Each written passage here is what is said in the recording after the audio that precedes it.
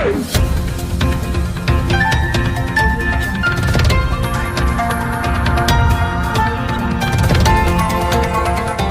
देख रहे हैं मगरा न्यूज राजस्थान, खबरें सबसे तेज।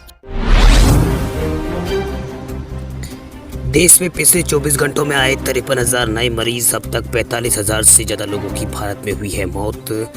भारत में कोरोना संक्रमण अब अमेरिका और ब्राजील से भी ज्यादा तेजी से फैल रहा है। देश में कोरोना संक्रमितों की संख्या 22.5 लाख पार पहुंच गई है।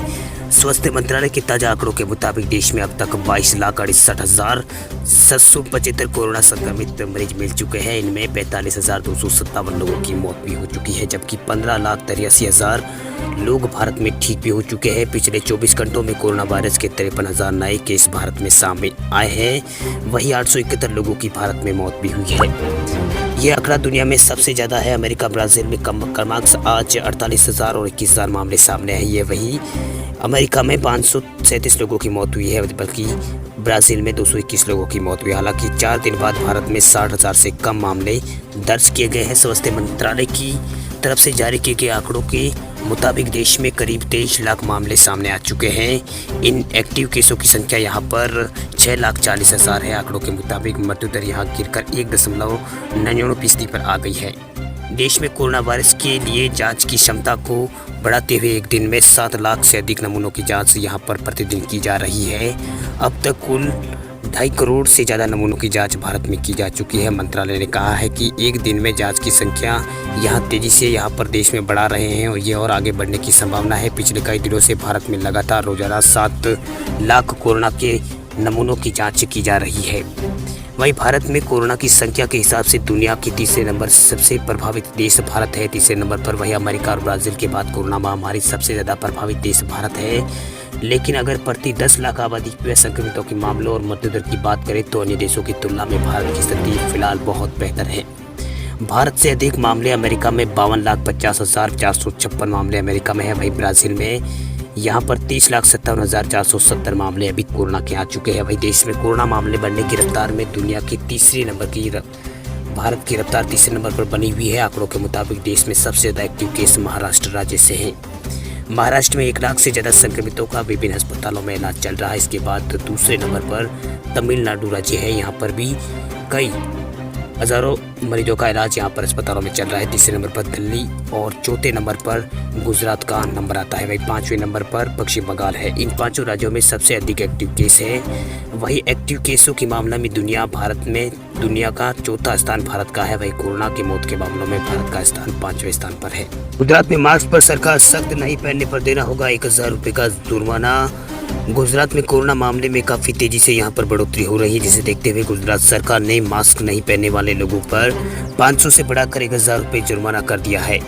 गुजरात के सीएम विजय रूपाणी ने हाईकोर्ट का हवाला देते हुए जुर्माना राशि बढ़ाने की घोषणा की है। उन्होंने कहा है कि सार्वजनिक स्थानों पर बिना मास्क के घूमने वालों पर अब 1,000 रुपये का जुर्माना होगा। इसके साथ ही सीएम ने लोगों से सार्वजनिक जगह पर इकट्ठा नहीं होने की अपील की है और उन्होंने ये भी कहा है कि घर से बाहर लोगों को सोशल डिस्टेंसिंग का पूरा ख्याल रखना होगा। आपको बता दें कि गुजरात में कोरोना के 17,000 से ज़्यादा केस आ चुके हैं, जबकि यहाँ कोरोना के मृतकों की संख्या 2,754 हो गई है। कोरोना वायरस मामलों में वृद्धि को देखते हुए गुजरात हाई कोर्ट ने राज्य सरकार को मास्क उल्लंघन के लिए जुर्माना बढ़ाकर 1,000 रुपये करने को कहा था। गुजरात सरकार द्वारा जारी आदेशों में प्रदेश में ये आदेश आज से लागू हो गया है। वहीं अहमदाबाद म्युनिसिपल कॉर्पोरेशन ने अनलॉक 1 के दौरान मास्क नहीं पहने और सोशल डिस्टेंसिंग का देखी और भीड़ इकट्ठी होने को लेकर करोड़ों रुपए का जुर्माना वसूल किया था। राज्य सरकार और पुलिस के लोग बार बार हिदायत दे रहे कि जब भी अपने घरों से बाहर निकले मास्क पहनकर ही निकले। इसके बावजूद भी लोग नियमों की अनदेखी कर रहे हैं और बिना मास्क से ही घर से बाहर निकले जा रहे हैं, जिससे प्रदेश में संक्रमण बढ़ने का खतरा लगातार बढ़ता जा रहा है। इस बात को ध्यान में रखते हुए अहमदाबाद मेडिकल एसोसिएशन ने गुजरात हाईकोर्ट में जनहित याचिका दायर कर जुर्माने की राशि बढ़ाने की मांग की थी। वहीं गुजरात सरकार को उम्मीद है कि जुर्माने की राशि बढ़ाए जाने से लोगों में कोरोना रोकथाम के लिए अपनाए जाने वाले सभी नियमों का पालन लोग करेंगे। देश के करोड़ों बच्चों और उनके अभिभावकों के लिए ये जरूरी खबर है। केंद्र सरकार के सूत्रों के मुताबिक लॉकडाउन लागू होने के बाद बंद हुए देश के स्कूलों को खोलने की फिलहाल कोई योजना नहीं है। सूत्रों ने उन खबरों से इनकार किया है जिसमें कहा गया है कि सरकार सितंबर के बाद सरकारी स्कूलों को खोलने का पर विचार कर सकती है। सूत्रों ने बताया कि स्कूलों और कॉलेजों को खोलने का फैसला इस बात पर निर्भर करेगा कि आने वाले दिनों में कोरोना की स्थिति क्या है। अब रोजाना कोरोना के मामलों में तेजी से बढ़ोतरी हो रही है। आज भी देश भर में 50,000 से ज्यादा नए मामले सामने हैं, जबकि इस महामारी से 871 लोगों की मौत भी हुई है। सूत्रों ने कहा है कि बच्चों का स्वास्थ्य सर्वोपरि है, इसीलिए आज ऐसे हालात अभी स्कूलों और कॉलेज को खोलना संभव नहीं है। सूत्रों के मुताबिक सभी राज्यों के सरकारों से लगातार बातचीत की जा रही है। अभी तक केंद्र शासित प्रदेश चंडीगढ़ को छोड़कर किसी भी राज्य या केंद्र शासित प्रदेश ने स्कूलों को खोलने की मंशा नहीं जताई है। सूत्रों के मुताबिक केंद्र सरकार स्कूलों को खोलने के लिए राज्यों को एडवाइजरी जारी करेगा। उनके मुताबिक स्कूल खोलने का फैसला चरणबद्ध तरीके से किया जाएगा। अगर कोरोना के हालात में सुधार आता है तो सबसे पहले 11वीं और 12वीं की उच्च स्तर की कक्षाओं को खोलने की उनकी पढ़ाई की अनुमति दी जाएगी, जिसके बाद धीरे धीरे स्कूलों को पूरी तरह खोलने की इजाज़त दी जा सकती है। पूर्व प्रधानमंत्री डॉक्टर मनमोहन सिंह के मुताबिक कोरोना वायरस महामारी से हुए नुकसान से निपटने के लिए भारत सरकार को तत्काल से 3 कदम उठाने चाहिए। बड़े तौर पर भारत में आर्थिक सुधार के कार्यक्रम का श्रेय डॉक्टर मनमोहन सिंह को दिया जाता है। मनमोहन सिंह ने इस हफ्ते बीबीसी से ईमेल के जरिए बातचीत की। कोरोना वायरस के चलते आमने सामने बैठ की चर्चा की कोई गुंजाइश नहीं थी। हालांकि डॉक्टर सिंह ने एक वीडियो कॉल के जरिए इंटरव्यू से इनकार कर दिया है। ईमेल के जरिए हुई बातचीत में मनमोहन सिंह ने कोरोना वायरस संकट को रोकने और आने वाले वर्षों में आर्थिक स्थितियां सामान्य करने की जरूरी 3 कदमों का जिक्र किया। वे कहते हैं कि पहला कदम है सरकार को यह सुनिश्चित करना चाहिए कि लोगों की आजीविका सुरक्षित रहे और अच्छी खासी सीधी नकदी की मदद के जरिए उनके हाथों में खर्च लायक पैसा हो। वहीं दूसरा उन्होंने बोला, सरकार को कारोबार के लिए पर्याप्त पूंजी उपलब्ध करानी चाहिए। इसके लिए एक समर्थित क्रेडिट गारंटी प्रोग्राम चलाया जाना चाहिए। वहीं तीसरी बात उन्होंने ये कही, सरकार को संस्थानिक और स्वायत्त प्रक्रियाओं के जरिए वित्तीय सेक्टर की समस्याओं को हल करना चाहिए। महामारी से शुरू होने से पहले भारत की अर्थव्यवस्था की सुस्ती है वही चपेट में थी। 2019-20 में भारत की जीडीपी डोमेस्टिक प्रोडक्ट यानी कुल सकल घरेलू उत्पाद का महज 4.2% की दर बढ़ी है। ये करीब बीते 1 दशक में सबसे कम ग्रोथ रेट है। लंबे और मुश्किल भरे लॉकडाउन के बाद भारत में अब अर्थव्यवस्था को खोलने का कार्य शुरू हो गया है, लेकिन संक्रमितों की संख्या लगातार बढ़ रही है। ऐसे में भविष्य अनिश्चित में जाना पड़ रहा है। गुरुवार को कोविड-19 केसों के लिहाज से भारत में 20 लाख का आंकड़ा पार करने वाला भारत दुनिया का तीसरा देश बन गया। देश भर में सोना और चांदी के भाव में आई है भारी गिरावट। पिछले कई दिनों से सोने के भाव लगातार तेजी के बाद आज सोने और चांदी की कीमतों में बड़ी गिरावट आई है। मंगलवार को देश भर में सराफा बाजार में सोमवार के मुकाबले सोने के भाव में करीब 1,000 रुपये की कमी आई है। सराफा बाजार में 24 कैरेट सोने के भाव यहां पर 987 रुपये गिरकर अब 54,528 रुपये प्रति 10 ग्राम पर खुला। वहीं चांदी का हजारी भाव 1,254 रुपये प्रति किलो नीचे आया है, वो 72,354 रुपये पर खुला है। इंडिया बुलियन ज्वेलर्स एसोसिएशन की वेबसाइट के मुताबिक 11 अगस्त 2020 को देश भर में सराफा बाजारों में जो सोने के भाव और चांदी के भाव रहे हैं वो इस प्रकार रहे हैं। देश में सोने का 24 कैरेट सोने की कीमत 54,528 रही है। वही ये पहले ये रेट 55 रुपये और 515 रुपये थी। वही आज की बात करें तो यहाँ पर 23 कैरेट सोने की कीमत 54,310 है। वही 22 कैरेट सोने की कीमत 49,948 है और 18 कैरेट सोने की कीमत 40,896 है। वही बात करें 14 कैरेट की तो 14 कैरेट सोने की कीमत यहाँ पर 31,899 है। सिल्वर की यहाँ पर कीमत रही है 72,354 रुपये प्रति किलोग्राम। वही Indian Boolean and jewellers association Delhi के मीडिया प्रभारी राजेश खोसला के मुताबिक IBJA देश भर के 14 सेंटरों पर सोना चांदी कैरेट रेट लगाकर इसका औसत मूल्य बताता है।